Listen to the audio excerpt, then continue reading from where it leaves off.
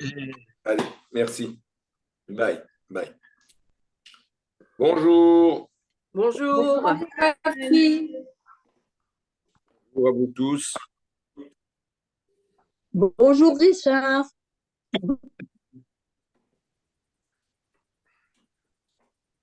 Encore, ouais, on va commencer. Il est déjà la demi, on va commencer tout de suite. Je vais en profiter pour monter le diaporama. Il faut que je le trouve. Pourquoi je ne le vois pas?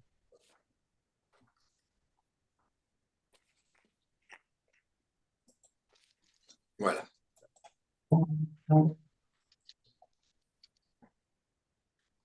Vous voyez le diaporama? Oui. Oui. Bon, alors nous y sommes.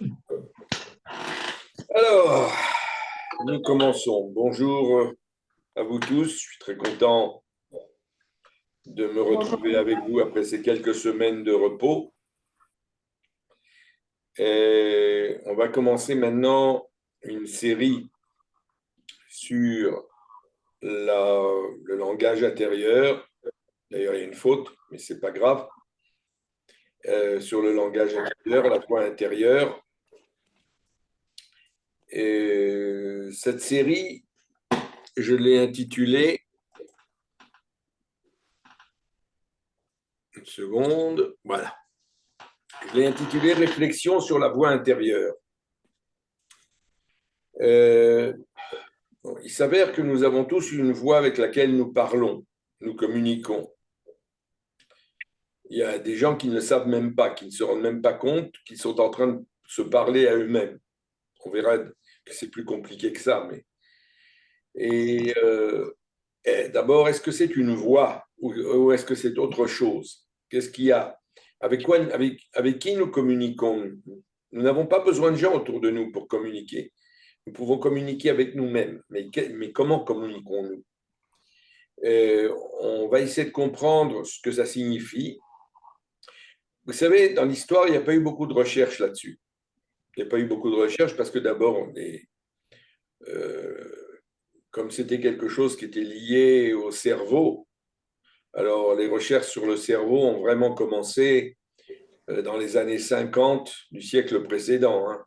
Jusqu'à là, il n'y avait pas grand-chose. On ne pouvait pas étudier un cerveau vivant.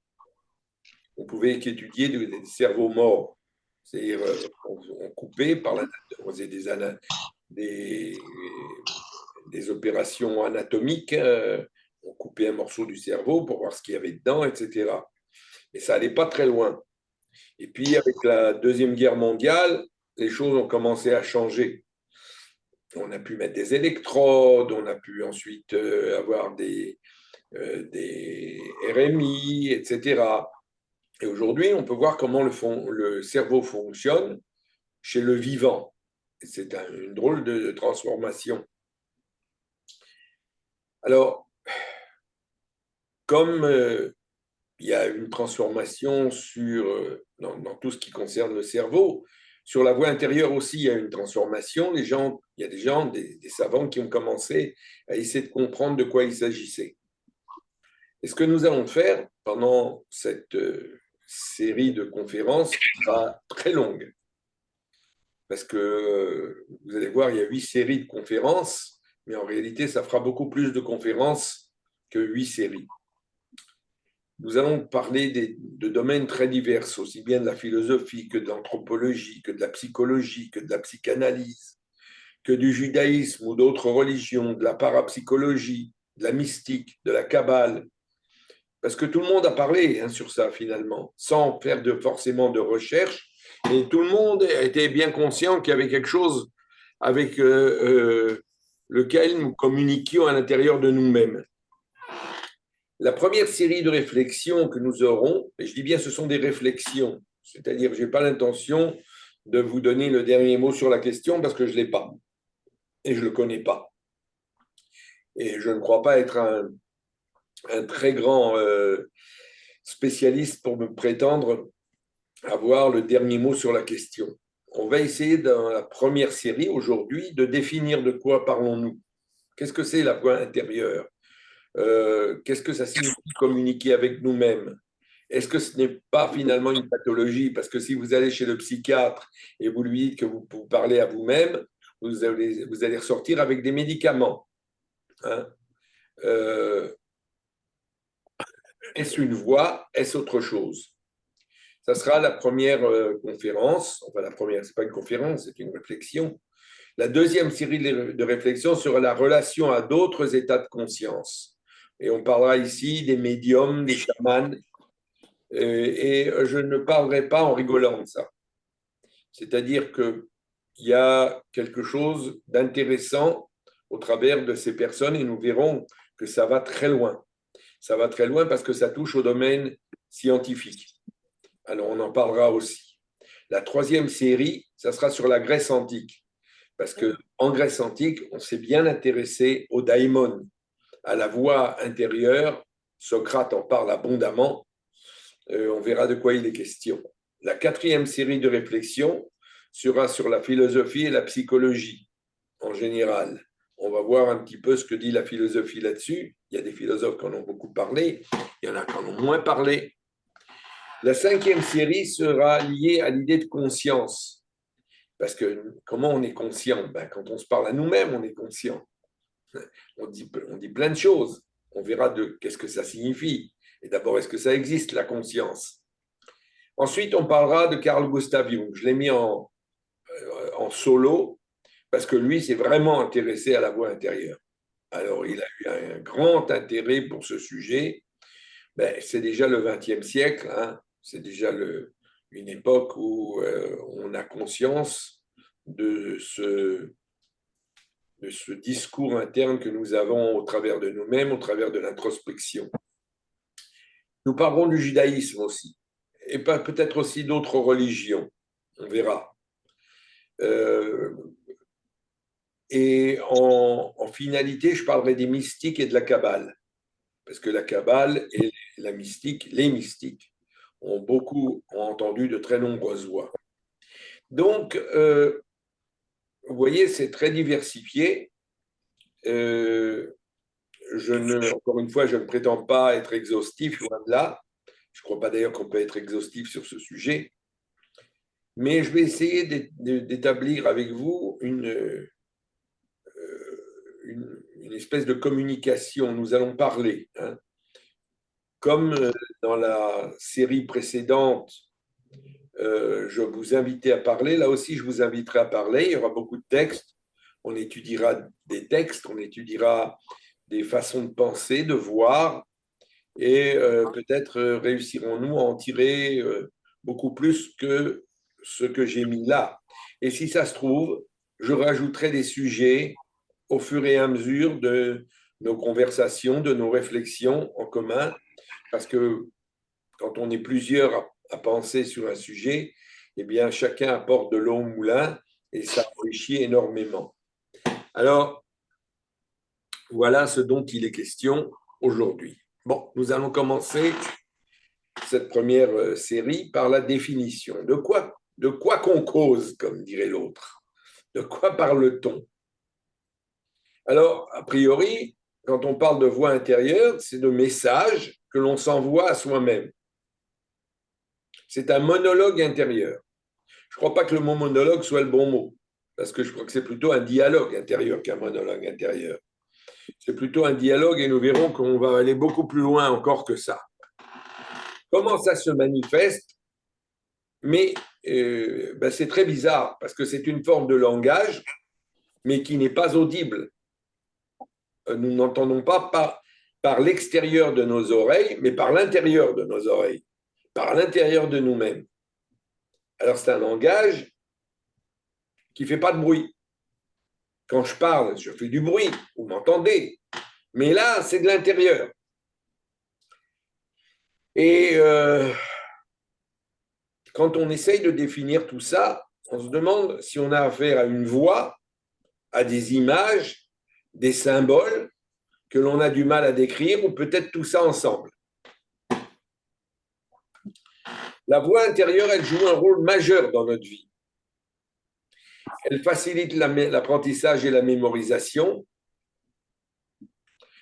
Elle aide à organiser notre pensée. Souvent, on est tout à coup, on est face à quelque chose euh, qui nous déstabilise un peu, et alors on se met à faire fonctionner notre voix intérieure, volontairement ou involontairement, et ça nous aide à réorganiser la pensée. Souvent, on a besoin d'un outil de réflexion. Et le mot réflexion ici, je l'entends sous le terme de reflection, c'est-à-dire de quelque chose que l'on projette. Hein. Ça nous permet une certaine forme de projection en nous-mêmes. On projette à l'intérieur de nous-mêmes. Euh, Souvent, cette voix intérieure nous permet d'évaluer les gens, les autres, les situations dans lesquelles on est, sans que ça soit émis verbalement. Et puis souvent, la voix intérieure nous aide à régulariser nos émotions. Quand on est soumis à je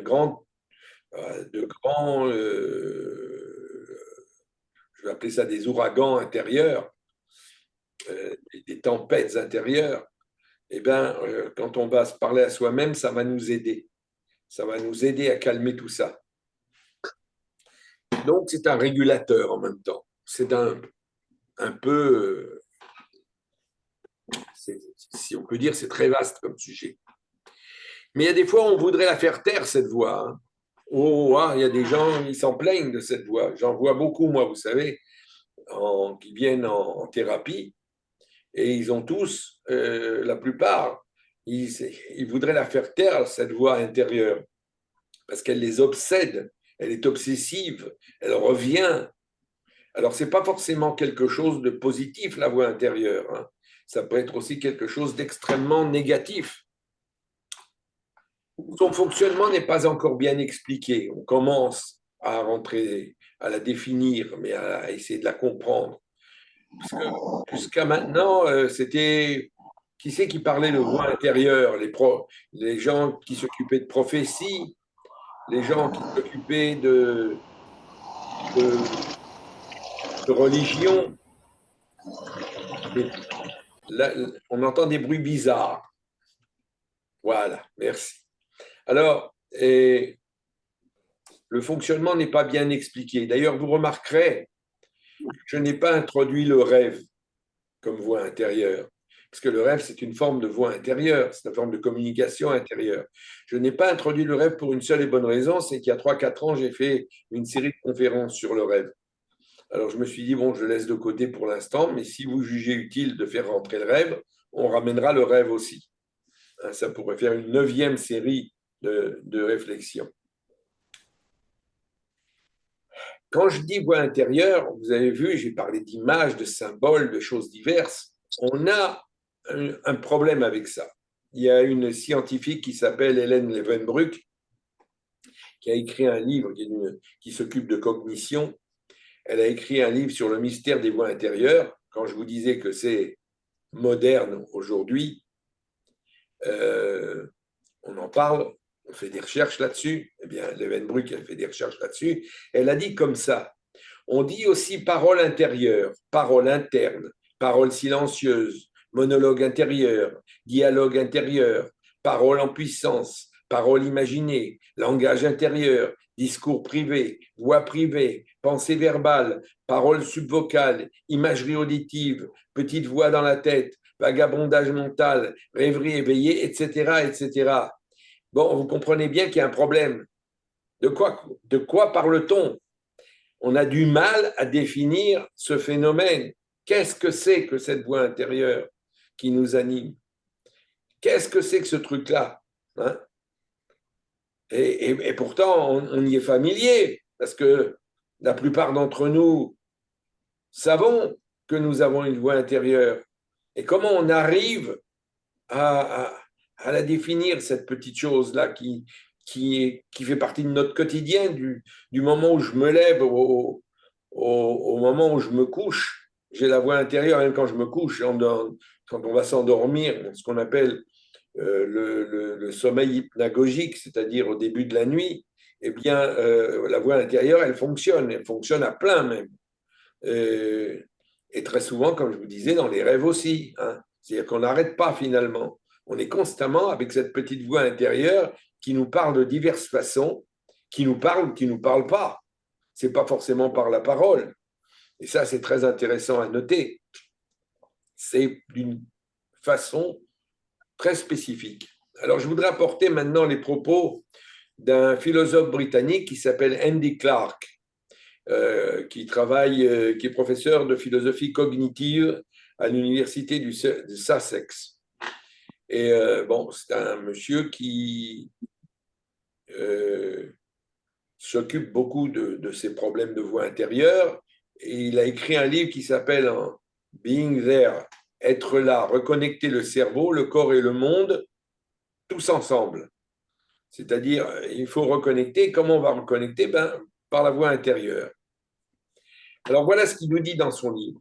Je ne suis pas une voix intérieure, mais plusieurs. Ouais, ça, c'est une sensation que moi j'ai. Hein. J'ai la Knesset à l'intérieur de la tête. C'est-à-dire, ce n'est pas une voix, et ça parle de droite et de gauche et du centre et du milieu et de tous les côtés. Alors, je ne suis pas une voix intérieure, mais plusieurs. Je pense qu'il y en a parmi vous qui doivent être tout à fait d'accord avec lui. Il y en a peut-être qui ne sont pas d'accord. Tout le monde n'a pas forcément cette voix intérieure. En fait, je suis tellement de voix intérieure que la métaphore induit certainement en erreur, qu'elle suggère des sous-puissances d'agir intérieures d'une certaine sophistication qui pourrait posséder une conscience de soi rudimentaire. C'est-à-dire, on n'a pas forcément conscience de notre voix intérieure. Et on n'a pas conscience de toutes ces voix intérieures qui nous parlent. Que je ne suis constitué que de multiples processus computationnels fonctionnant en parallèle. Alors, le mot computationnel est un mot un peu problématique pour moi, parce que computationnel, ça fait référence aux ordinateurs, comme si c'était des voix d'ordinateur. Mais ce n'est pas exactement ça. Ce sont des voix qui sont souvent relativement indépendants. Ces processus sont souvent relativement indépendants. C'est-à-dire que vous pouvez avoir une voix et une autre voix qui parle. Vous avez des voix à plusieurs niveaux, si vous avez remarqué. C'est-à-dire que vous parlez à quelqu'un verbalement, il y a une voix, vous vous dites des choses sur lui, et puis il y a une autre voix qui vous dit « Mais qu'est-ce que tu as dit là? De quoi tu as pensé? Qu'est-ce que c'est ?» Ça fonctionne par couche comme ça. Je ne suis pas tant une foule de petits agents qu'une foule de non-agents réagissant à des inputs spécifiques, savamment orchestrés par l'évolution, de manière à produire un comportement intentionnel adapté à la plupart des contextes ordinaires. Ma soi-disant voix unique n'est donc rien d'autre qu'une figure de style. Il n'y a pas une voix unique. Ce n'est pas le langage intérieur, ce sont les langages intérieurs. Alors, à la place de tous ces mots-là de voix intérieure, langage intérieur, parole intérieure, etc., on va maintenant faire rentrer un nouveau mot, c'est l'endophasie. Et vous allez voir pourquoi. L'endophasie vient du grec phasie, langage, et endo, dedans. C'est le langage de l'intérieur. C'est un terme qui a été inventé par un médecin français, Georges Saint-Paul, on va voir dans un instant qui il était, à la fin du 19e siècle, pour désigner cette faculté qu'ont les êtres humains de parler dans leur tête. À l'origine, l'endophasie s'intéresse plus à la parole, car Saint-Paul cherche des solutions pour des pathologies. Quelles sont ces pathologies? On va voir dans un instant de quoi il s'agit. Et Leeuwenbruck, dont je parlais tout à l'heure, dans le mystère des voix intérieures, dit l'endophasie, elle réutilise le terme, elle a repris le terme, elle n'utilise pas la voix intérieure. Dans le titre, elle a dit le mystère des voix intérieures, mais dans le livre, elle utilise le mot endophasie. L'endophasie peut être intentionnelle, c'est-à-dire délibérée et contrôlée lorsqu'on est attentif à nos productions mentales, ou bien non intentionnelle quand notre contrôle cognitif est moins fort, quand on lâche prise, comme on dit. Elle semble alors survenir de façon vagabonde, inattendue, sans que nous ayons l'impression de l'avoir déclenché, et avec la sensation que les mots s'immiscent en nous, se jouent de nous, le jeu des mots, les jeux de mots. C'est-à-dire que cette voix, elle peut venir à nous sans qu'on lui demande. Et elle peut nous gêner ou au contraire nous apporter du bien-être. Mais ce n'est pas forcément sous contrôle. Mais l'endophasie peut être quelque chose d'intentionnel, c'est-à-dire quelque chose que nous gérons à l'intérieur de nous-mêmes.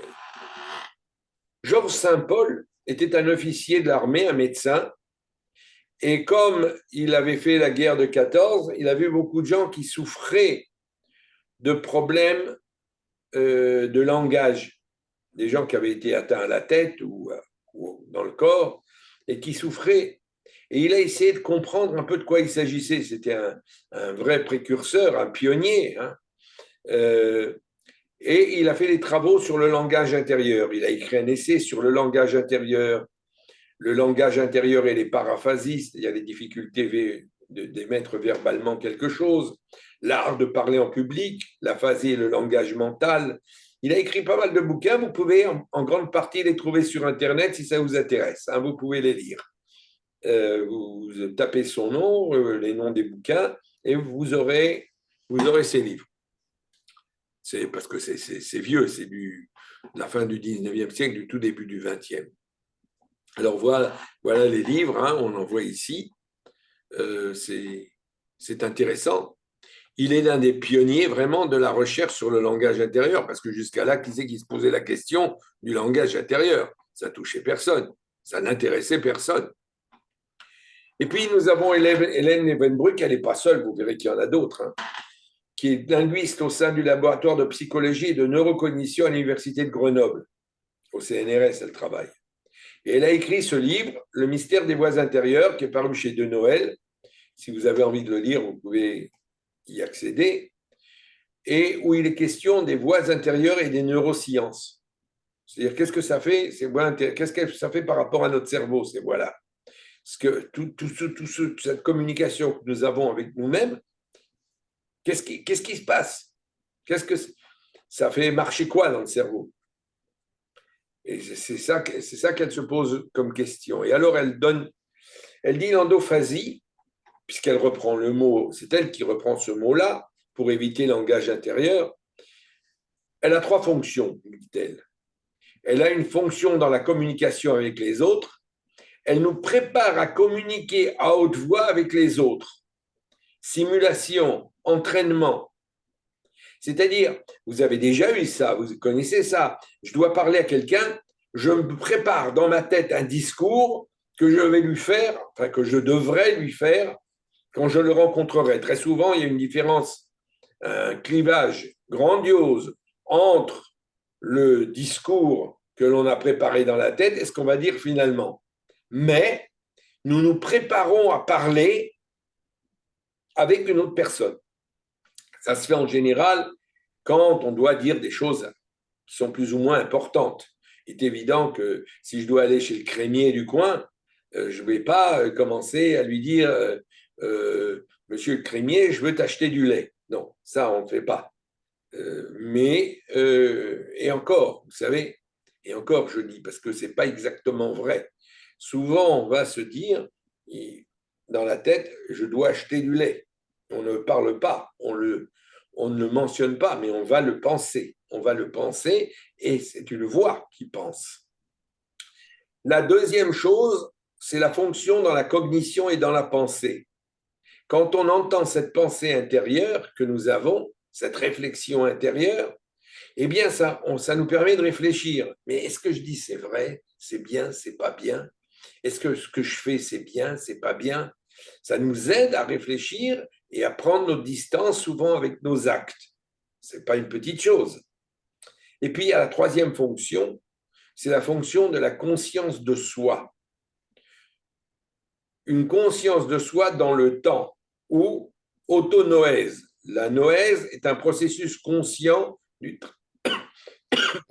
travail cérébral. C'est-à-dire que nous prenons conscience, et c'est peut-être ça qui fait la conscience, on en reparlera avec Descartes d'ailleurs plus tard, C'est la conscience de soi, on peut l'apercevoir grâce à cette voix, à ce langage intérieur, grâce à l'endophasie. Et c'est absolument extraordinaire, ça. Puisque peut-être on n'aurait pas conscience de soi si on n'avait pas cette faculté-là. Donc, trois fonctions essentielles dans notre vie, hein, ce n'est pas des petites choses. Et on a des voix intérieures qui sont une endophasie consciente et une endophasie inconsciente. C'est-à-dire qu'il y a des choses qui se passent, qui parlent à l'intérieur de nous-mêmes, dont nous n'avons pas conscience, qui sont tellement enfouies, mais qui nous parlent. Mais comment ça nous parle, ça, on n'en sait rien. On a du mal à le définir. On a du mal à comprendre tout ce qui est dans l'inconscient. C'est très difficile à percevoir. Donc, la voix consciente, cette voix intérieure, cette endophasie consciente, on va très bien l'apercevoir. L'endophasie inconsciente, eh ben, on ne l'aperçoit pas, mais à un moment, cette voix inconsciente va surgir dans le conscient, particulièrement dans le rêve. Le rêve et le souvenir du rêve. C'est finalement ces résidus de voix inconsciente que nous avons à l'intérieur de nous-mêmes. Je vous en donne une autre, le rêve éveillé, par exemple.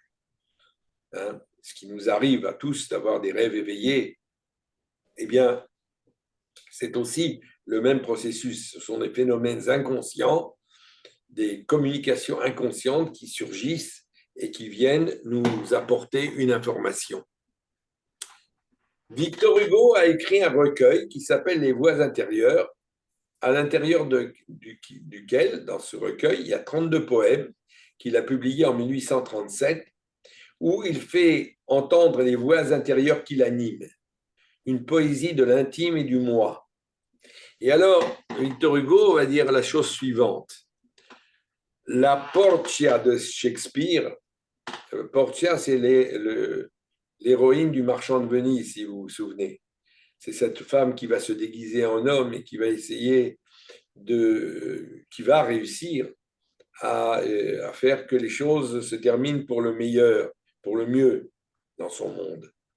Alors, il nous dit, Victor Hugo, la Portia de Shakespeare parle quelque part de cette musique que tout homme a en soi. Il appelle ça une musique, Victor Hugo. C'est joli comme terme, une musique. Malheur, dit-elle, à qui ne l'entend pas. Cette musique, la nature aussi l'a en elle. Si le livre qu'on va lire est quelque chose, il est l'écho bien confus et bien affaibli sans doute, mais fidèle. L'auteur le croit, de ce chant qui répond en nous au chant que nous entendons hors de nous. Pour Victor Hugo, la parole intérieure, Victor Hugo, il écrivait tous les jours des dizaines d'alexandrins. Hein. Il avait une faculté extraordinaire d'écriture. Et Victor Hugo, quand il écrit cette poésie, ce chant, finalement, c'est un chant, c'est une musique, ça a un rythme, l'alexandrin, 12 pieds. C'est une musique intérieure qu'il entend et qu'il met sur le papier. C'est ça qu'il nous dit. Et c'est quelque chose d'extraordinaire. Parce que je vais vous dire aussi quelque chose, la voix intérieure, ça peut être de la musique. La musique peut être aussi une voix intérieure. Vous savez, il y a un grand neurologue qui est décédé maintenant, Oliver Sacks, et je vous conseille de le lire parce que c'est magnifique, Oliver Sacks.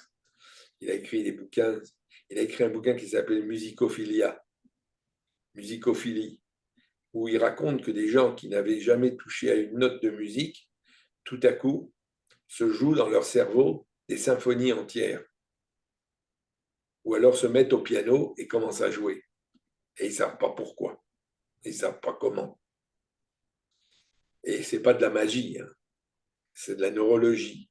C'est des gens qui sont atteints de démence précoce, qui sont atteints de maladies mentales ou qui ont eu des traumatismes crâniens et qui tout à coup se retrouvent avec des développements comme ça, tout particuliers. Il y a une musique qui se joue en eux. Et des fois, c'est très troublant et très gênant parce que quand la symphonie ne s'arrête jamais, on n'a plus de repos. Et il nous parle de toutes ces choses-là, Oliver Sacks. Je vous conseille de le lire. C'est un livre magnifique. Je vous conseille aussi de lire son testament. C'est très court, mais c'est une façon de se préparer à mourir que peu d'hommes ont la capacité d'avoir. Mais ça, c'est pas le sujet. Quelles sont les origines de la voix intérieure? Alors, on pense que ça se commence dès la plus jeune enfance. Vous avez tous remarqué, si vous avez des enfants, des petits-enfants, que quand ils sont tout seuls, ils jouent en parlant. Ils se jouent, ils s'entendent, ils s'expriment des fois à haute voix, des fois c'est sans le son.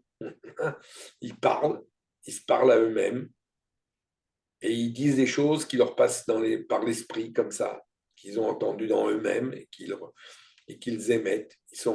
Ils font pas attention à vous, ils vous voient pas, mais ils se parlent. Il y a le phénomène semblable chez l'adulte. Alors chez l'adulte, c'est un peu plus compliqué quand on voit quelqu'un qui se parle tout seul dans la rue. On se dit, celui-là, ça va pas bien. Aujourd'hui, on a un problème parce que les gens, ils se parlent souvent seuls dans la rue, ils ont un micro dans l'oreille et ils parlent au téléphone et on a l'impression qu'ils se parlent à eux-mêmes. Quand ils ont créé les premiers téléphones portables et qu'on pouvait parler comme ça, je voyais des gens dans la rue, je sursautais un petit peu parce que je me disais qu'il se parle tout seul, celui-là. Mais la plupart du temps, il ne se parle pas tout seul. Il parle avec quelqu'un. Mais il y a beaucoup d'adultes, particulièrement quand on vit seul, qui se parlent à eux-mêmes. Ils ne se parlent pas forcément verbalement. Il y en a qui se parlent verbalement, il y en a qui se parlent autrement. Il y a plusieurs types de dialogue interne. Il y a le dialogue intentionnel, mémoriser, compter, des réflexions importantes pour nous. On se demande, mais est-ce que j'ai raison? Est-ce que j'ai raison? On se demande à l'intérieur de soi-même, est-ce que j'ai raison? Est-ce que c'est vrai? Est-ce que c'est juste? Etc. On a besoin de ce dialogue intentionnel. Il existe un dialogue beaucoup plus spontané, qui est lié à la créativité, c'est-à-dire qu'on va avoir un problème, parce qu'on va rencontrer à un moment ou à un autre l'intuition. L'intuition aussi, c'est un langage intérieur. Ce n'est pas quelque chose de silencieux, l'intuition. C'est quelque chose, tout à coup, nous arrive une information, nous dit ce qu'il faut faire, ou nous dit ne pas faire, et on se demande comment c'est arrivé là. Mais on l'a. Il y a un langage volontaire intérieur, il y a un langage volontaire qui est contrôlé, on peut le contrôler. On peut laisser notre parole intérieure vagabonder, être spontanée, ou être complètement incontrôlée, la laisser aller à volo. Tout ça, ça fonctionne à l'intérieur de nous. Évidemment, c'est fonction beaucoup de la personnalité de la personne, bien entendu, mais quelqu'un qui est ce qu'on appelle freak control, c'est-à-dire qui se contrôle trop, eh bien, il aura tendance à essayer de limiter ce vagabondage intérieur que l'on peut avoir. Et celui qui ne se contrôle pas trop, ben, il se laissera aller à ça. Alors, la voix intérieure est liée aussi à la cognition, c'est-à-dire à la pensée. La cognition, c'est la faculté, l'acte de connaître quelque chose. Pour ça, la voix intérieure, elle est cruciale. Parce que quand vous voyez quelqu'un boire un verre d'eau, vous êtes en train de vous dire, il est en train de boire un verre d'eau. Et vous comprenez de quoi il s'agit.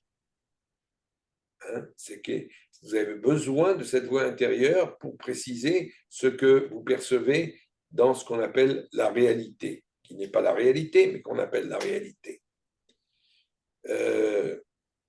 En physiologie, on dit que la cognition, c'est le processus par lequel un organisme acquiert la conscience des événements et objets de son environnement. C'est la même chose. C'est-à-dire, on a toujours besoin, maintenant je suis à la maison, maintenant je suis dehors.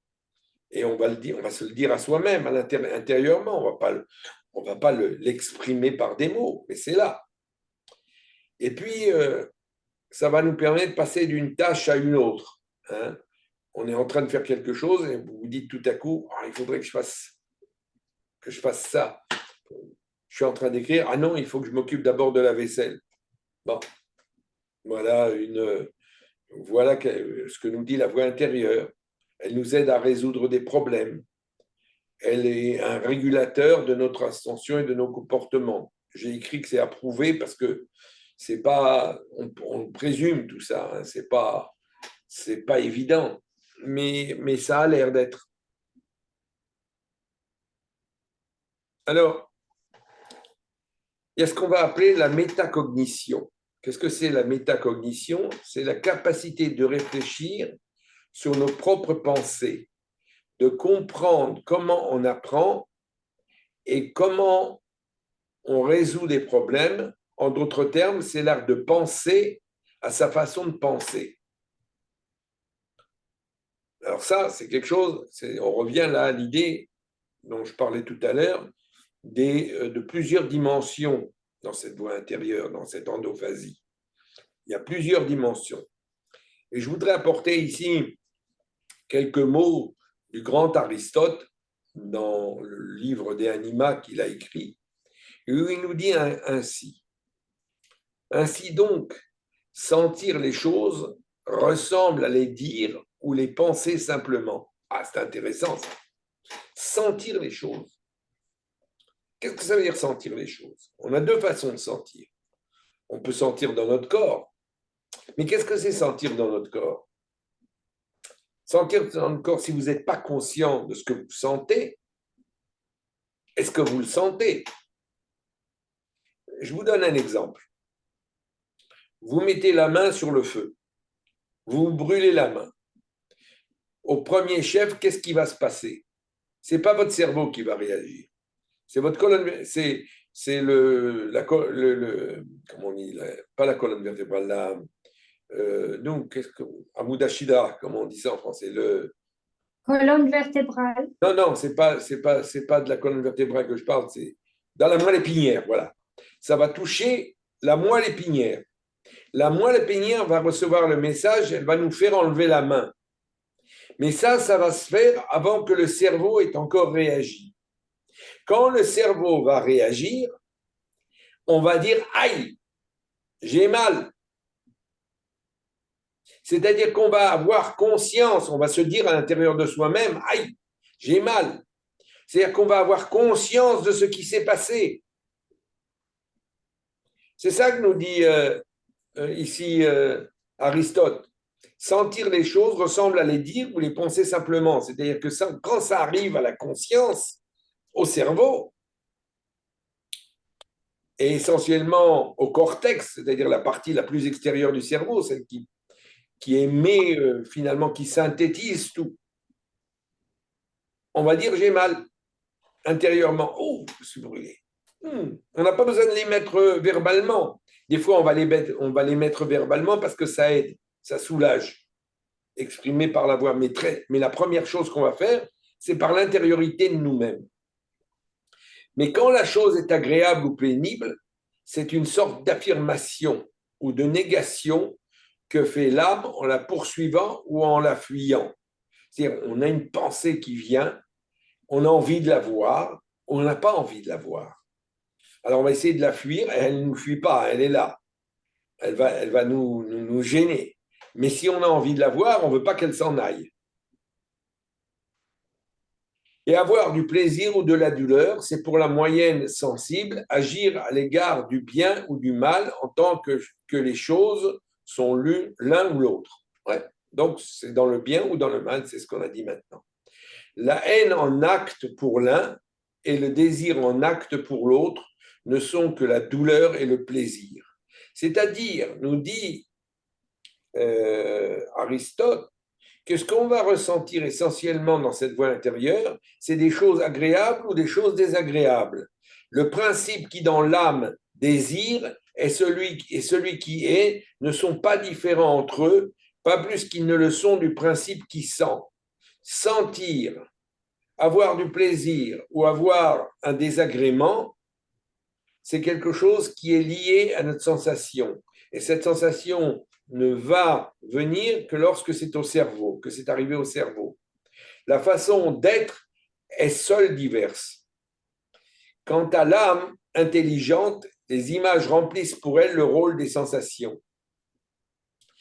Quand nous sentons quelque chose, nous le voyons. Nous avons une forme de vision.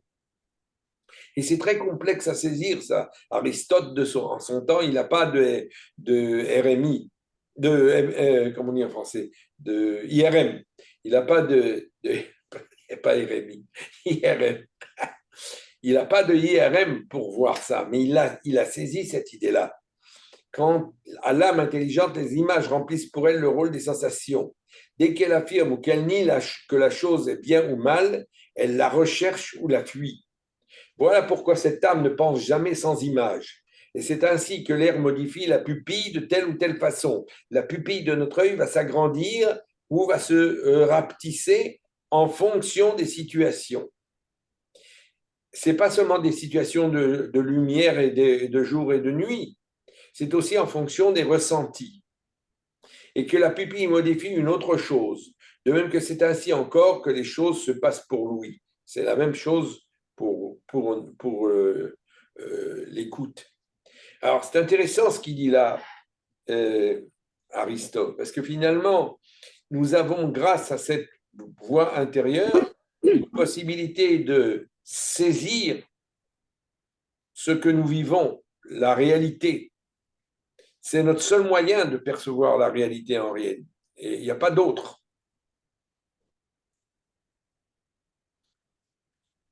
La voix intérieure peut avoir un rôle très négatif. Si on a dit que la métacognition est la cognition sur la cognition, ou de la cognition sur la cognition, je préfère sûr parce que c'est comme si c'était des couches l'une sur l'autre. C'est une activité mentale, la métacognition, qui nous permet d'avoir un contrôle sur ses pensées intérieures.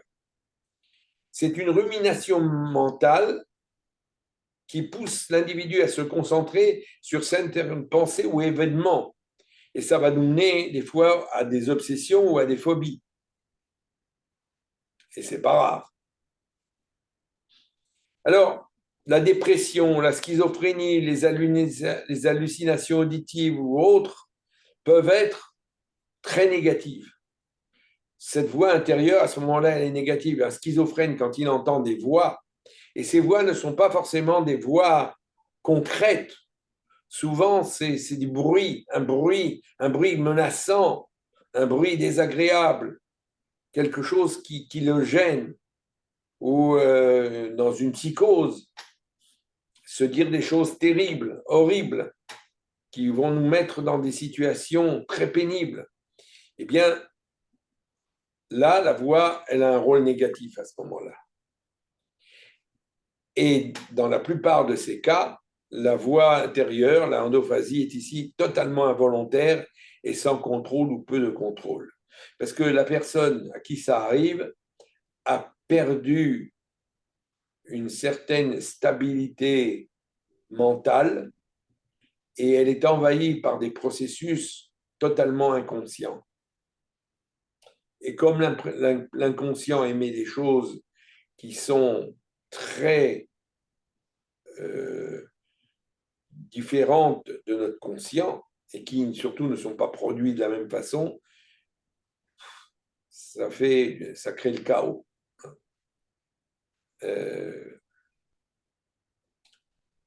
Donc, je vous invite pour ça à regarder un petit peu les peintures de psychotiques ou de schizophrènes, et vous verrez, c'est très intéressant parce que ça reflète bien ce chaos de la pensée. C'est absolument génial de regarder ça.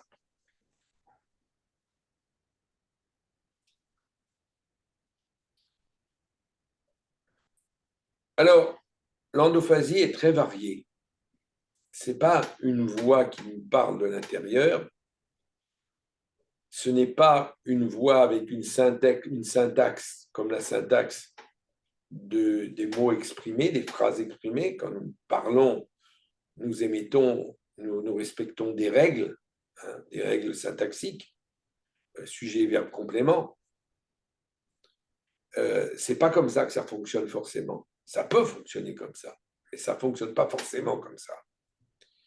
D'abord, il y a très souvent ce qu'on appelle un langage de condensation, c'est-à-dire que ça va aller beaucoup plus vite que le langage verbal. On va se dire un mot, ou deux mots, ou quelque chose de très bref. Ça sera très incomplet, souvent défectueux, mais on n'a pas besoin de plus.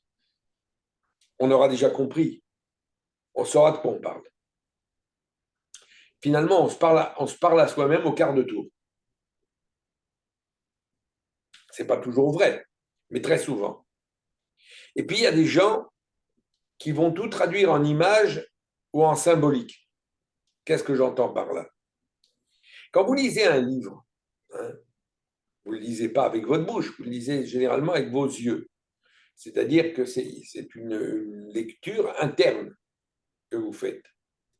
Eh bien, quand vous lisez ce texte, vous allez vous rendre compte que vous avez une image qui se crée, une image des mots et de la page. C'est quelque chose de très important, ça. Je ne sais pas si vous avez déjà fait cet exercice. On vous envoie un texte qui est écrit en charabia et vous, en le lisant, vous remettez tout en place. Vous le lisez correctement. Pourquoi? Qu'est-ce qui s'est passé? Eh bien, à l'intérieur de nous-mêmes, il y a quelque chose qui corrige, qui arrange tout ça, qui nous donne une image. Nous fonctionnons beaucoup avec des images intérieures. Et ces images intérieures ne sont pas forcément des images comme une photo ou comme une peinture, mais c'est quelque chose qui est difficile à définir, mais qui est tout de même de l'ordre de l'image ou de la symbolique. Comme toute image est forcément symbolique pour être compris, donc on va avoir affaire à des symboles. Et on va symboliser la plupart de ces choses. Donc, on reviendra encore sur ces notions-là plus tard. Donc, le langage peut être intentionné, l'endophasie peut être intentionnée, improvisée ou spontanée. On a toutes les possibilités.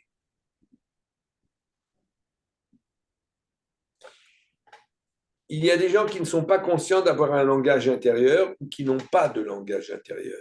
Ah oui, il y a des gens qui ne se parlent pas. Je pense que c'est assez rare.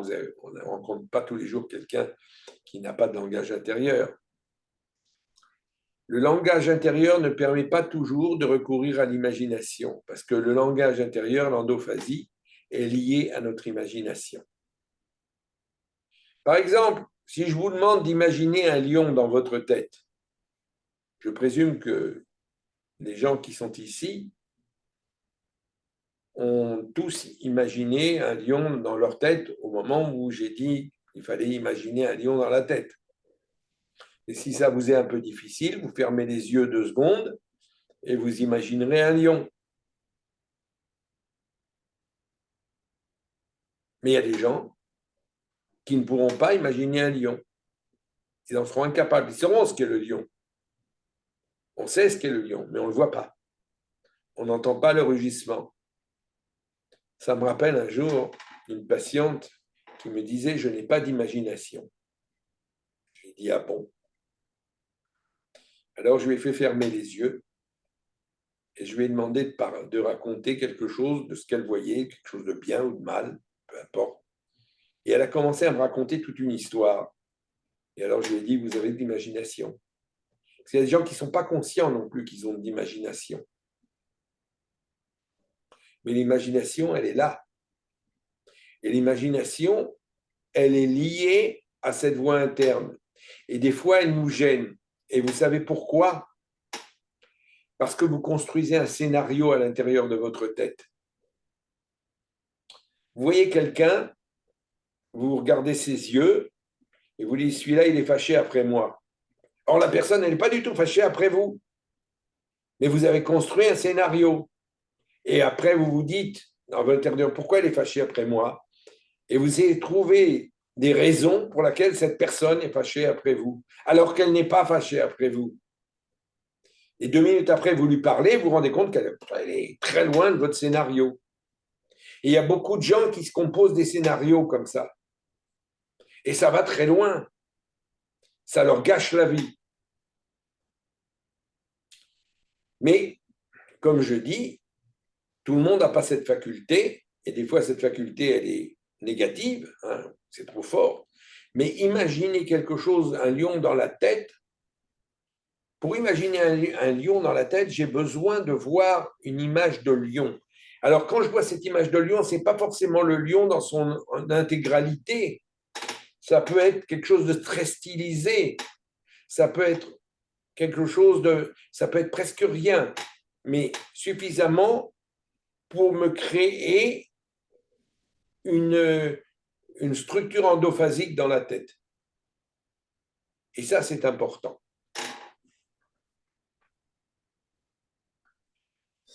Il y a un professeur de neurologie cognitive aux États-Unis qui s'appelle Adam Zeman. Et il a inventé un terme qui s'appelle l'aphantasie. La fantaisie est l'incapacité de créer une image mentale. Ce phénomène a été décrit pour la première fois par Francis Galton, qui était un anthropologue, un géographe. Il a fonctionné dans beaucoup de domaines, Galton. Mais très longtemps, la fantaisie n'a pas été étudiée parce qu'on n'avait pas la moyenne d'étudier. Hein. Encore une fois, on touche au cerveau. Et l'intérêt est réapparu en 2015, aux environs de 2015, parce qu'Adam Zeman a inventé ce mot d'aphantasie, qui vient du grec fantasia, fantaisie, là, et il s'agit des gens qui ont cette difficulté à avoir des images mentales. Et on va voir ce qu'il nous dit dessus. Zeman. Zeman a pris conscience pour la première fois que certaines personnes ne pouvaient pas former d'image mentale lorsqu'un homme connu sous le nom de MX a rapporté qu'après une petite chirurgie cardiaque, il n'avait plus d'image mentale des personnes ou des lieux lorsqu'il y pensait. C'est pas agréable. Parce que si vous pensez que vous avez envie d'aller sur la Riviera maintenant, eh ben, vous imaginez la Riviera. Hein? Vous imaginez la mer bleue, etc., les palmiers. Etc. Alors là, il y a eu une personne qui a eu une petite chirurgie cardiaque. Je me demande si ce n'est pas une petite chirurgie cardiaque dans le cerveau. J'en sais rien. Et il n'y a plus d'image dans la tête.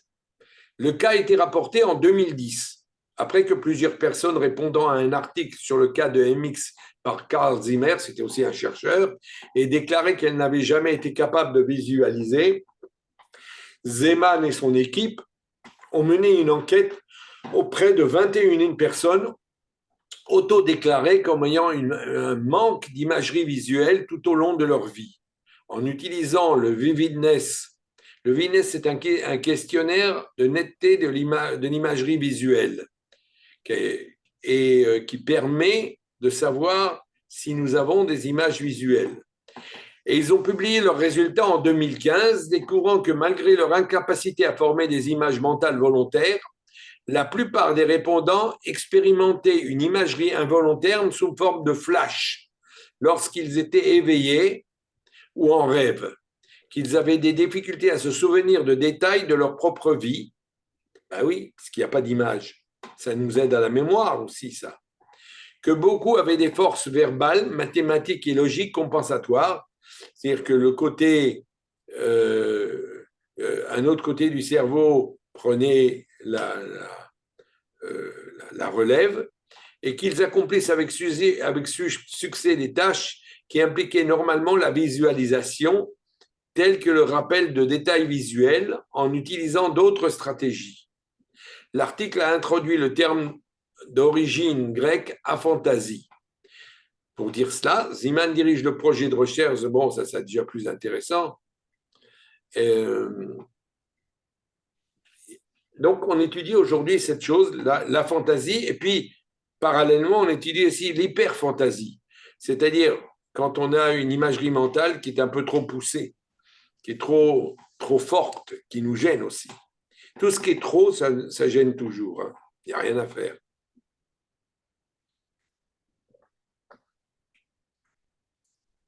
Donc, la fantaisie, c'est l'incapacité à produire volontairement une image mentale visuelle qui correspond à une idée. Ben oui, il y a une idée. Il faut traduire l'idée en image. Ça vient de l'anglais aphantasia et sur la base du grec, qui est le mot fantasia. Fantasia, c'est l'image d'apparition. L'image mentale, c'est une représentation cérébrale mémorisée ou imaginée d'un objet physique, d'un concept, d'une idée ou d'une situation. Une idée absolument abstraite se produit dans nous-mêmes sous forme d'image. On ne garde rien qui soit dans l'abstrait total. On n'est pas capable. On a besoin de visualiser. Alors en symbole stylisé, schématique, mais on a besoin. La fantaisie peut se manifester à différents degrés, allant de la difficulté à se représenter des détails ou des couleurs jusqu'à l'absence totale de capacité de représentation mentale. La fantaisie peut se manifester à différents degrés, allant de la difficulté à se représenter des détails ou des couleurs jusqu'à... Oui, j'ai répété la phrase. Et vous voyez le dessin là. Alors, il y a la personne qui est capable de voir une pomme dans sa tête. On vous dit une pomme, bon, comme le lion tout à l'heure. Et puis, il y a celui qui ne voit rien. Il ne voit pas la pomme. Il sait ce qu'est une pomme, mais il ne la voit pas. Ça doit créer énormément de troubles. J'ai jamais eu l'occasion de rencontrer quelqu'un comme ça. Ça doit être très intéressant de rencontrer quelqu'un qui souffre de cela. Souvent, mais pas toujours, nous contrôlons ces voix intérieures. Il y a même des gens, et j'en ai connu beaucoup, qui ont inventé des personnages qui vivent à l'intérieur d'eux-mêmes. Ils ne sont pas malades, hein, ces gens-là, mais ils ont besoin de communiquer avec quelqu'un de personnel. C'est très vrai chez les enfants, mais c'est aussi vrai chez les adultes. J'en ai même connu que ça a sauvé, hein, d'avoir une connexion avec quelqu'un de mental comme ça, à qui ils avaient donné un nom et qui n'existait pas. Peut être chez les trisomiques? Oui, qu'est-ce que vous continuez, expliquez ce que vous dites. Non, je dis, j'ai connu un trisomique, enfin j'en connais un, il a, il a, il a un vis-à-vis imaginaire, Oui, qui est vraiment présent. oui. Mais il est trisomique, donc Oui. il parle avec quelqu'un. Et ça l'aide. Bah, ça lui convient. Il peut Oui. même parler avec plusieurs personnes et il fait la voix aussi de l'autre. Ah oui, Il change de voix. C'est-à-dire, lui, il a une voix et quand c'est l'autre qui répond, il il change prend de une voix. autre voix. Enfin, Oui. c'est ce que vous dites, là. Enfin, maintenant. On va reparler de ça dans un petit moment en parlant de Hitchcock. Vous allez voir. Le langage intérieur, donc, ne passe pas forcément par le mot ou la phrase, mais par l'image ou un système de signes. On peut ruminer en musique, en images. D'ailleurs, souvent, quand on écoute de la musique, il y a des images qui se forment dans la tête. Hein. La parole intérieure est en même temps un système verbalisant. C'est ce qui va nous permettre de verbaliser par la suite. Puisqu'on pense à l'intérieur de nous-mêmes, ça va nous emmener vers la phrase, vers l'expression verbale.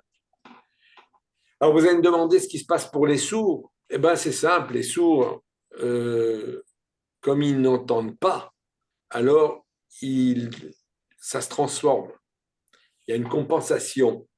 Ça peut être par des signes, ou par des modalités visuelles autres, ou par le toucher. Hein, ça, c'est classique. Les entendeurs de voix ne sont pas toujours bien compris. Je vous dis tout de suite, ils sont très mal compris, parce que si vous dites allez chez votre psychiatre, encore une fois, et vous lui dites que vous entendez des voix, eh ben, il va vous soigner tout de suite. Or, on n'a pas besoin toujours d'être soigné quand on entend des voix. Les schizophrènes ne sont pas seulement ceux qui entendent des voix, mais il y a bien d'autres symptômes qui s'y ajoutent. Même les premiers symptômes de schizophrénie, ce n'est pas la voix. Ce n'est pas d'entendre des voix. On a l'impression que c'est d'entendre des voix. Le premier symptôme de schizophrénie, c'est la coupure sociale, d'avoir du mal à communiquer avec les gens. Mais parce qu'ils ont du mal à communiquer avec eux-mêmes. Donc, puisque c'est le chaos dans leur cerveau. Alors, ça ne veut pas dire qu'ils ne s'expriment pas normalement. Il y a des schizophrènes qui, quand vous leur parlez, ils vont s'exprimer normalement. Mais ils auront du mal à être en relation, d'être dans un relationnel avec l'autre, parce qu'il y a un chaos dans leur cerveau. Donc, il existe des voix positives et des voix négatives à l'intérieur de nous-mêmes. On les retrouve dans plein de maladies mentales. On a des voix agréables, des voix bienveillantes ou horribles, hostiles, agressives, on a tout ce qu'on veut. Les voix peuvent nous porter conseil. Ça peut être utile. Souvent après un deuil ou un traumatisme. Il y a souvent des gens, quand ils ont perdu quelqu'un, après, ils vont parler à la personne qui est décédée, à l'intérieur d'eux-mêmes. Il va y avoir un dialogue qui se met en place. Et ça aide. Pas dans tous les cas, mais ça aide souvent. Alors, on verra plus tard ce qu'il en est des médiums et des chamans, parce que là, ça devient très, très intéressant. Il y a des choses très intéressantes là-dessus. Qui, eux, ont des sensations de voix extérieure. Mais est-ce extérieur ou est-ce intérieur? Il y a des hallucinations auditives. On peut s'imaginer qu'on entend des voix de l'extérieur, alors que c'est peut-être de l'intérieur, il y a peut-être une présence réelle, on n'en sait rien, à l'intérieur de nous-mêmes. C'est compliqué. Je voudrais, pour conclure aujourd'hui, apporter ce qu'a dit Victor Rosenthal, qui est un psychologue et un anthropologue, sur la voix de l'intérieur. Il a écrit sur le sujet. Vous voyez, encore, c'est très récent, c'est des choses de 2012 que je vais vous apporter. Il s'est beaucoup occupé de voix intérieure. Alors, je vais vous lire, on va lire le texte ensemble. En venant au monde, nous sommes immédiatement projetés dans un environnement de langage. Je ne suis pas tout à fait d'accord avec lui. Je crois que dès qu'on est dans le ventre de notre mère, dans l'utérus, on est déjà projeté dans un environnement de langage. On entend moins, parce qu'on est protégé, on est à l'intérieur de nous-mêmes, mais il y a déjà cet environnement de langage.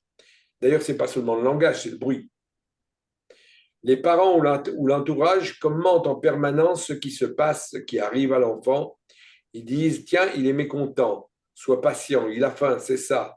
Tiens, papa est arrivé. En un mot, le langage entoure l'enfant avant même qu'il ne soit capable de s'exprimer lui-même, et l'enfant en saisit beaucoup immédiatement.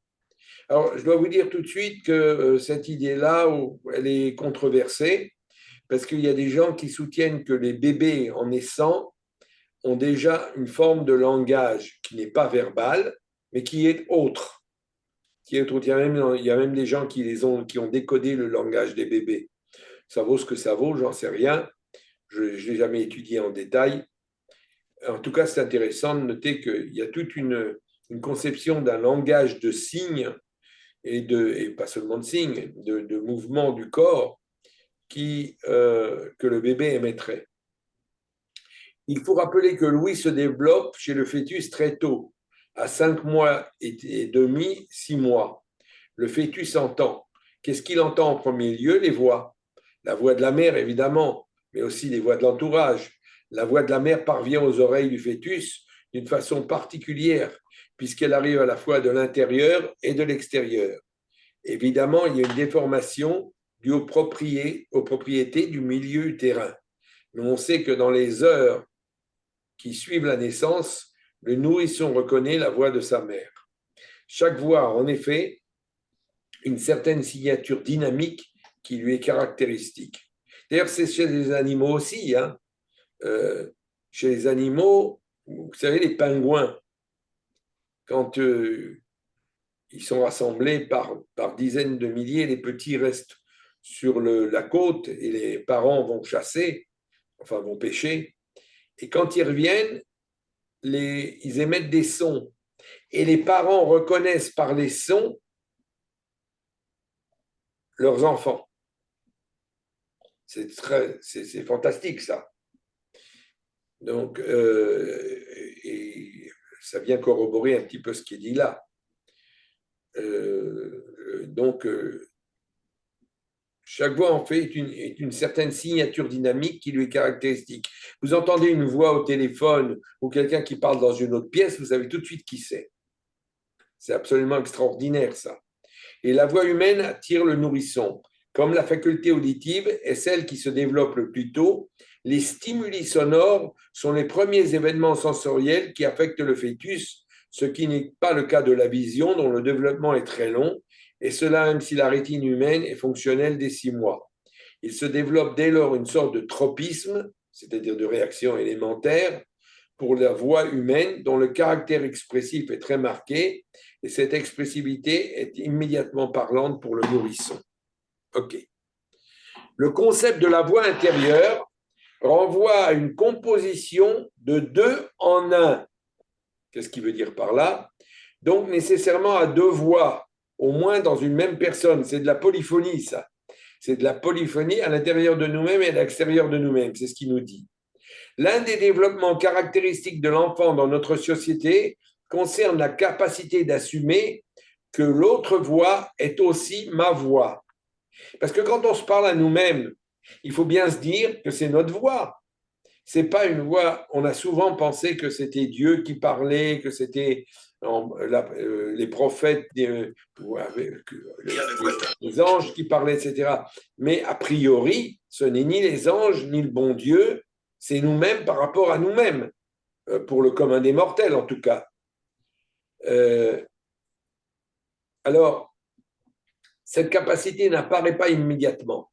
Dans un premier temps, l'enfant va par exemple s'entretenir à haute voix avec des camarades réels, mais absents, comme s'il faisait son propre atelier de dialogue social. Dans ce cas, on a affaire à une figure de personnage réel, bien qu'absent. Mais un peu plus tard, apparaît une figure qui intervient sous une forme variable et plus ou moins stable, à peu près chez tous les enfants. Le compagnon imaginaire. C'est ce que je disais tout à l'heure, hein, ce compagnon imaginaire. Ce peut être un personnage inventé avec qui l'enfant discute et qui devient son compagnon attitré de jeu. Ce peut être un ours en peluche ou une poupée. Dans tous les cas, ce compagnon s'installe dans la sphère intime, qu'il soit physiquement présent comme la poupée ou non. Avec ce compagnon apparaît au sein de la sphère intime un autre. En un mot, l'enfant incorpore la structure sociale à lui-même et devient une société à lui-même. C'est-à-dire que nous créons notre propre société à l'intérieur de nous-mêmes. Cela ouvre bien entendu la possibilité d'une construction de relations sociales complexes. Je vais vous donner des exemples de ce type de relations. Le premier exemple est celui d'un enfant qui a dit à son nounours, « Tu vois, tu n'as pas été sage et maintenant maman est fâchée. » Tu vois, tu n'as pas été sage et maintenant maman est fâchée. Il y a la projection sur l'ours de la colère de la maman sur l'enfant, mais c'est pour s'éviter trop de douleur, on projette sur l'enfant. Et il va nous donner un autre exemple qui est lié à la Shoah. Il y a aussi une anecdote authentique que je rapporte dans mon livre. Cela se passe durant l'été 1944 à Budapest. Il s'agit d'une petite fille, Tsipi, qui au mois de mai, pour ses 4 ans, je crois, a eu en cadeau une belle poupée. Elles sont devenues inséparables. La famille de Tsipi est juive et à l'été 1944, les Allemands demandent aux Hongrois de leur livrer les Juifs. La police arrête le père de Tsipi et sa mère, amène la fillette dans un refuge de la Croix-Rouge, pensant ainsi la mettre à l'abri. Toutefois, le soir, Tsipi a une discussion avec sa poupée, laquelle lui suggère de rentrer à la maison. La nuit venue, Tsipi avec sa poupée s'échappe du refuge pour rentrer chez elle. Mais dans l'obscurité, elle se perd dans le dédale des rues et, épuisée, s'endort à même le trottoir. Le matin, un passant la trouve et la ramène chez sa mère. Alors que sa mère part pour la ramener au refuge, elle apprend qu'au cours de la nuit, la police y est venue arrêter les enfants juifs et les livrer aux Allemands. Regardons de près cette histoire, et en particulier ceci. Ce n'est pas Tsipi qui dit « on ferait mieux de rentrer », mais la poupée. On voit là un subtil mécanisme à travers lequel la dissension est dans un premier temps externalisée. C'est la poupée qui parle. Comme Tsipi n'est pas encore prête moralement à s'opposer à sa mère, c'est la poupée qui va s'en charger. Il n'est pas incongru de séparer ici les instances. Je parle à ma poupée et ma poupée me répond, et chaque voix est alors une personne, une instance de ma vie intérieure. Ce n'est que plus tard que je vais intégrer ces voix à moi-même et assumer qu'elles sont mes voix, même si cela ne devient jamais explicite. C'est intéressant comme texte. C'est-à-dire que c'est un processus d'intégrer la voix intérieure. Ce n'est pas quelque chose qui est évident a priori. Ça se fait peu à peu. Il peut naturellement y avoir d'autres voix, celle des proches, de la mère qui me dit ne fais pas ceci ou cela, celle de père, la voix des ancêtres, de Dieu, et dans les sociétés traditionnelles totémistes, celle du totem qui me parle ou d'une divinité. Cela fait partie de la panoplie des phénomènes normaux en quelque sorte. Ce qui devient problématique, c'est quand une voix étrange qui s'installe de façon durable au point de perturber mon existence. Résumons, à partir du moment où je suis un être composite doté d'au moins 2 voix, il peut y avoir d'autres voix qui s'installent et qui prennent une part importante dans mon existence. C'est un cas de figure effectivement fictif. Vous vous rappelez dans le film d'Hitchcock, Psychose, il y a le personnage de Norman Bates, joué par Anthony Perkins, qui est à la fois lui-même, mais qui parfois fait résonner la voix de sa mère. Il est tantôt l'un, tantôt l'autre, tantôt les deux à la fois. C'est une fiction qui donne à penser. Ce n'est pas une fiction. Ce n'est pas une fiction. Tout à l'heure, vous me parliez de ce trisomique qui prenait la voix de l'autre. Nous avons souvent ce phénomène dans ce qu'on appelle le pitchou des chioutes en français. On dit là, comment on dit ça en français Dépersonnalisation? Non, c'est pas la dépersonnalisation, c'est quand on est plusieurs personnes en soi. Oh, ça porte un. J'arrive plus à me rappeler du mot. Dédoublement de Le personnalité. dédoublement de la personnalité, voilà. Le dédoublement de la personnalité, merci beaucoup. Quand on est dans le dédoublement de la personnalité, on peut parler avec plusieurs voix. Mais d'abord, ce sont des voix intérieures. Ce sont des voix que nous avons à l'intérieur de nous-mêmes et que nous allons extérioriser. Mais c'est quelque chose qui est intérieur. Nous allons être une personne, deux personnes. Ça m'est arrivé de rencontrer des gens avec un dédoublement de la personnalité et je dois vous dire que c'est assez effrayant. Ça fait peur. Ce n'est pas forcément par ce genre de parole que ça s'exprime, mais ça peut être par un rôle différent que la personne va jouer à chaque moment. Dans le D-Book, on a ça, non? Pardon? Dans le D-Book, on a ça. Oui, aussi. Les personnes qui sont investies de choses extérieures, de fantômes, de voix. On en parlera encore de ça parce que ça va être. On va rentrer beaucoup plus dans le sujet. C'est pas aussi dans la schizophrénie, ça? Ça peut être non, en général, la schizophrénie, c'est pas ça. La schizophrénie, il n'y a pas de dédoublement de personnalité en schizophrénie. Je sais qu'on confond souvent les deux, mais il y a une grande différence entre la schizophrénie et le dédoublement de la personnalité. Dans la schizophrénie, on peut entendre des voix et considérer que ces voix sont étrangères alors qu'elles viennent de l'intérieur de nous-mêmes. Mais ça ne nous fait pas changer de personne. On n'a pas besoin, pour avoir un dédoublement de la personnalité, on n'a pas besoin d'être schizophrène. J'ai connu une Enfin, personne, quand on a, comment dire, en anglais, ça s'appelle delusion. Pour la hmm, schizophrénie, on dit delusion, ça veut dire hallucination en oui, français, non? une délusion, on dit en En français. anglais, c'est delusion et en français, je crois que c'est On dit hallucination. aussi délusion en français, en Un langage psychiatrique. schizophrène, il peut imaginer que quelque chose qui n'existe pas. Mais c'est quelque chose qui n'existe Il pas, puisque c'est peut une voix. voir. Bon, bon, Ça bon. n'existe pas, c'est une voix que nous entendons, enfin une Oui, voix. oui, d'accord. OK. Mais ça Mais, n'existe pas. C'est à l'intérieur de nous-mêmes, c'est bien entendu. Oui. Je vous conseille de voir ce magnifique film, je ne sais pas comment il s'appelle en français, Niflaot Atvuna, ça s'appelle en hébreu, qui est un film où on voit un prix Nobel de physique, je crois, qui est schizophrène. Et on voit le développement, bien sûr, c'est un peu hollywoodien, mais c'est tout de même très remarquable. Ça mérite la vision. Excusez-moi, c'est Niflaot à Atvuna, Atmuna. Atvuna, Toda. Tevuna, Tevuna. Ken. Toda. Je ne sais pas comment ça s'appelle en français. Non. C'est un film anglais, américain à la base. Bon, aujourd'hui, je vous prie de m'excuser, j'ai été un peu embêtant, comment dire, je n'ai pas entamé trop les débats, hein, on n'a pas entamé trop de discussions, pour l'instant en tout cas. Mais je voulais d'abord vous présenter un petit peu de ce dont il est question. Parce qu'on voit que c'est un sujet extrêmement vaste et il va nous entraîner très très loin. Et il va nous poser une infinité de questions. Par exemple, je me suis toujours posé cette question, est-ce que Hitler entendait des voix? Et entendait-il cette voix intérieure qui lui disait, tu vas sauver le monde? Et il y a des criminels dans ce monde, c'est les juifs.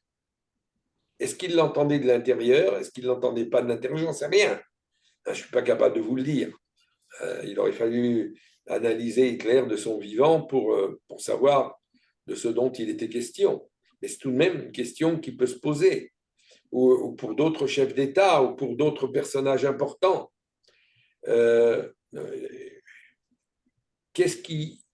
Est-ce que c'était cette voix intérieure, cette endophasie qui les motivait? J'en sais rien.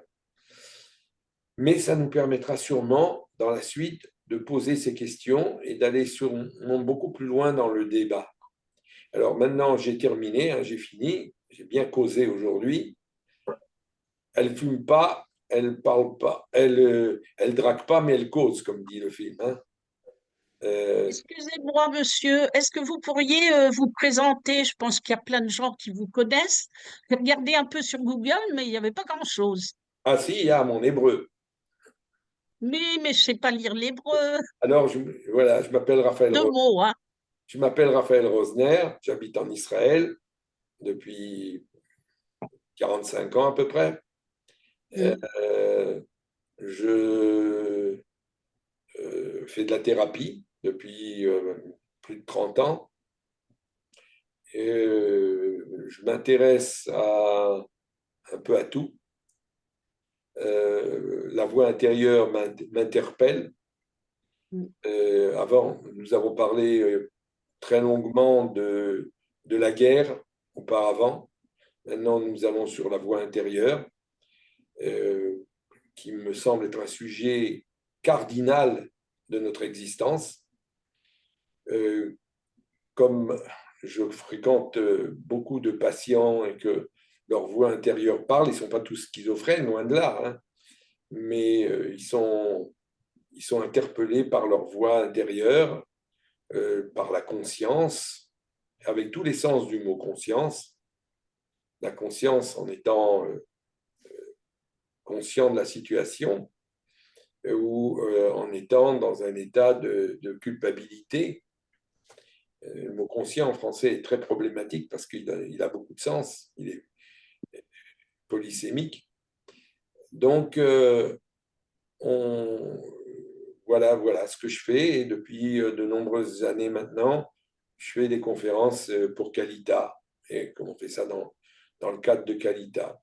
Et comme je disais tout à l'heure, je vais aborder ça je vais aborder le problème de la voix intérieure sous plein d'aspects, plein d'angles qui sont tous extrêmement marquants à mon avis. La semaine prochaine, on verra les chamans. On dit en français un chaman, non? Je sais pas. Non, Chaman et médium. Très souvent, les gens on rigole quand on dit un chaman ou un médium, mais moi, je connais. je crois qu'il ne faudrait pas trop rigoler, Mm. parce qu'il y a des choses très importantes qui se passent là-bas, Mm. et pas par mystique, hein. Moi je parle scientifiquement. On verra la semaine prochaine les chamans qui travaillent avec des gens des neurosciences aujourd'hui.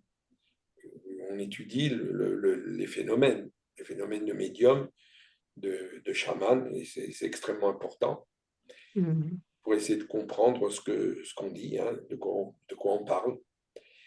Voilà, si vous avez des questions encore, je suis prêt à y répondre. Moi, je En voulais tout juste, cas, c'est très clair et c'est bien, hein. Vraiment magnifique. Ah, merci, ça me fait plaisir, parce que j'avais l'impression d'avoir été un peu, comment dire, un peu, comment on dit, me charamène en français, Ennuyant. un peu, je voulais juste réagir par rapport à ce que tu as dit sur Hitler. oui, Ça fait penser que ça soit une pensée obsessive sans voix intérieure, une voix intérieure, change pas finalement grand-chose. Qu'il entende une voix et qu'il ait une obsession sur les Juifs, quel que soit le mode d'obsession, que ce soit par une voix qu'il entend, par des pensées qui l'habitent, le résultat, en fait, je pense pas enfin, je vois pas trop de différence, en fait, en termes finalement, en termes de résultats et en termes même de mécanismes. ben, si on avait la possibilité de travailler plus sur les obsessions qu'on ne l'a aujourd'hui, hein, et je dis, on arrive à aider les gens qui ont des obsessions, mais c'est difficile, hein, c'est pas, ça se passe pas, il faut souvent une médication, il faut une thérapie, souvent c'est les deux ensemble, hein, parce que les deux ensemble fonctionnent mieux qu'une toute seule. Pas toujours, des fois on peut avec une thérapie, même une thérapie cognitive, on peut souvent réduire les obsessions. Mais si on pouvait changer les obsessions, aider les gens à ne plus avoir d'obsessions, ça les aiderait beaucoup. Ben, on a beaucoup de chefs d'État actuellement, si on pouvait les étudier, hein, Mais, qu'on passe Erdogan, hein, oui, etc. on est tout à fait d'accord. On est tout à fait d'accord. Quand je Moi, parlais d'Hitler, c'est pour ne pas mêler la politique au sujet. Moi, j'avais une question, s'il vous plaît, Raphaël aussi, pour Allez. rebondir sur le thème de Hitler. Je crois que je me questionne sur, en fait, euh, euh, cette voix intérieure dont vous parlez. Quelle serait la différence? Parce qu'on a beaucoup parlé de la voix intérieure dans la pathologie, là, les schizophrènes. Hitler, on sait qu'il était paranoïaque, donc il avait aussi une pathologie. Donc, qu'est-ce que serait une voix intérieure, entre guillemets, à peu près normale? Et quel serait son but? Et comment la mettre en place? J'en ai parlé. La voix intérieure, je vais vous dire, vous le savez vous-même parce que vous avez une voix intérieure qui vous parle et c'est avec elle que vous fonctionnez. Mhm. Et donc, pour la plupart d'entre nous, cette voix Mais Hitler intérieure. aussi, il a sa voix intérieure qui fonctionne. Ah Quelle oui, est la mais différence entre une voix intérieure constructive et une voix intérieure destructive? C'est-à-dire, en... il y a pas, la différence, on ne la connaît pas. C'est que pour Ah, l'un, ça va vers la destruction et pour l'autre, ça va vers la construction. d'accord. C'est un peu comme quelqu'un qui est optimiste et quelqu'un qui est pessimiste. Alors, d'accord. Alors là, j'ai une autre question qui vient tout de suite. C'est qu'est-ce qui ferait en lien avec la croyance, la foi? On ne va pas parler de Dieu, mais la croyance, la foi en quelque chose qui nous échappe et qui nous permettrait justement d'éviter de rentrer dans un système obsessionnel où on est replié sur soi et où on n'entend que sa propre voix et on croit que c'est la bonne. Je crois que tout le monde à un certain niveau croit que sa propre voix, c'est la bonne. C'est normal. C'est comme ça qu'il faut un peu réagir aussi, parce que sinon, si notre propre voix était constamment soumise à critique, on n'arriverait plus à vivre. Il faut donc pouvoir vivre avec cette voix intérieure. Mais au départ, dans l'éducation et dans le grandissement de l'enfant, il y a la place des parents.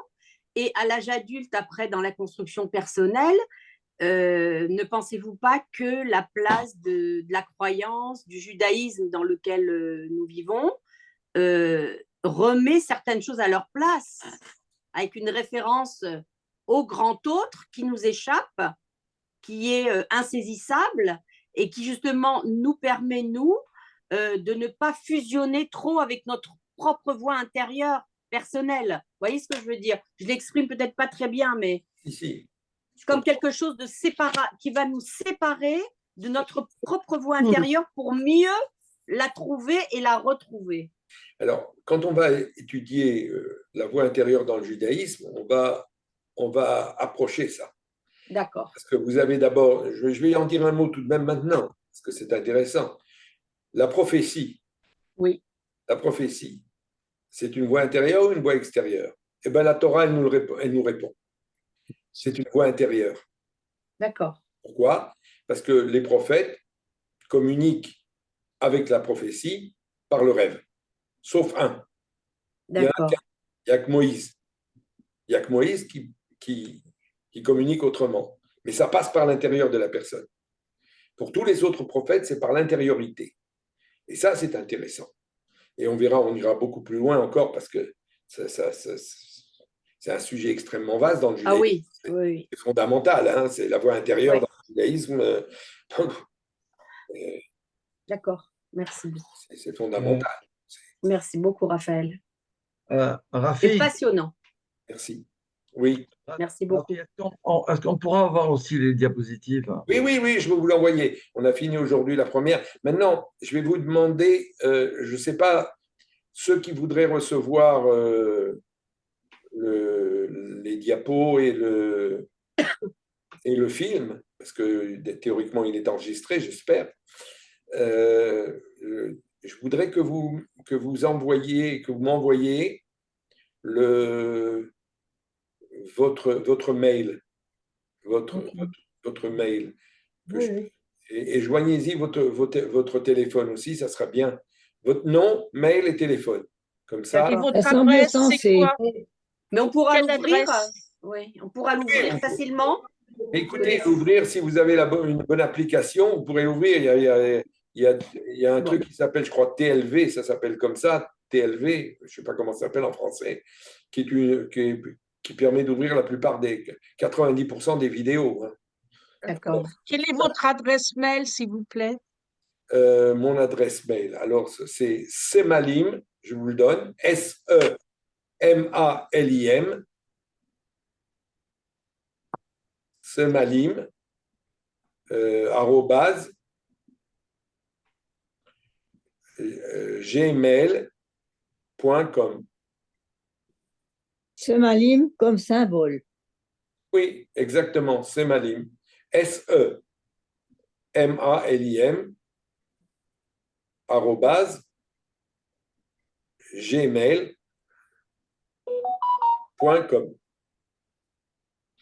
Voilà. Alors, vous m'envoyez, je vous mets sur la liste et on va recréer une liste parce que pour le sujet précédent, j'avais créé une liste. On va recréer une liste et je vous enverrai et les films et les diapos. Je vais déjà vous envoyer cette série de diaporamas là. Merci beaucoup. Merci infiniment. Merci, Papi. Je vous remercie. Je vous souhaite à tous une bonne fin de semaine. Toi aussi. Et puis que tout aille bien. Amen. Merci. Merci beaucoup. Bye Merci, bye. au revoir. Toda.